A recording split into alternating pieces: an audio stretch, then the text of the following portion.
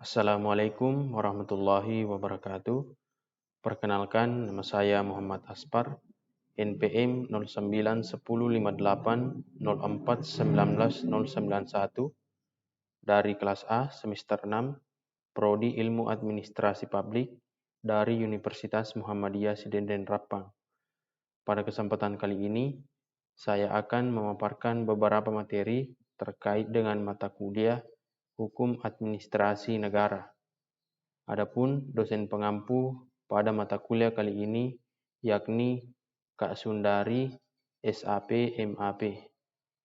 Adapun pembahasan yang akan saya jelaskan pada kesempatan kali ini yaitu hukum perlindungan di bidang perdata serta hukum perlindungan dalam bidang publik serta contohnya masing-masing. Jadi langsung saja kita ke pembahasannya. Bagian A. Perlindungan hukum di bidang perdata. Pemerintah dalam melaksanakan tugasnya memerlukan kebebasan bertindak dan mempunyai kedudukan istimewa dibandingkan dengan rakyat biasa. Oleh karena itu, persoalan menggugat pemerintah di muka hakim tidak dapat disamakan dengan menggugat rakyat biasa. Negara sebagai suatu institusi memiliki dua kedudukan hukum yaitu satu, sebagai badan hukum publik dan yang kedua sebagai kumpulan jabatan atau lingkungan pekerjaan tetap. Berkenaan dengan kedudukan pemerintah sebagai wakil dari badan hukum publik yang dapat melakukan tindakan-tindakan hukum dalam keperdataan seperti jual beli, sewa menyewa, membuat perjanjian, dan sebagainya. Dimungkinkan muncul tindakan pemerintah yang bertentangan dengan hukum.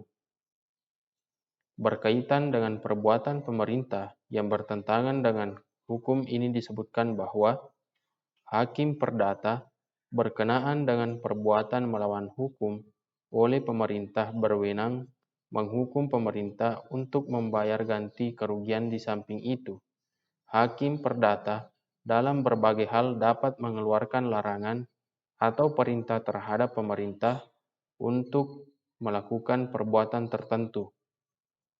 Perbuatan melawan hukum yang dilakukan oleh pemerintah secara khusus diatur dalam pasal 1365 KUH. Kriteria perbuatan melanggar hukum diantaranya: 1. Mengganggu hak orang lain. Yang kedua, bertentangan dengan kewajiban hukum pelaku. Yang ketiga, bertentangan dengan kesusilaan. Dan yang keempat, bertentangan dengan kepatutan, ketelitian, dan sikap kehati-hatian. Oleh karena itu, perlindungan hukum bagi rakyat terhadap tindakan hukum pemerintah dalam kapasitasnya sebagai wakil dari badan hukum publik dilakukan melalui peradilan umum. Kedudukan pemerintah dalam hal ini tidak berbeda dengan seseorang atau badan hukum perdata, yaitu sejajar, sehingga pemerintah dapat menjadi tergugat maupun penggugat. Dengan kata lain, hukum perdata memberikan perlindungan yang sama baik kepada pemerintah maupun seseorang atau badan hukum perdata. Adapun contoh perlindungan hukum dalam bidang perdata, yang pertama, jual beli, yang kedua, sewa menyewa, dan yang ketiga, membuat perjanjian. Selanjutnya, bagian B. Perlindungan hukum di bidang publik. Tindakan hukum pemerintah merupakan tindakan yang berdasarkan sifatnya menimbulkan akibat hukum.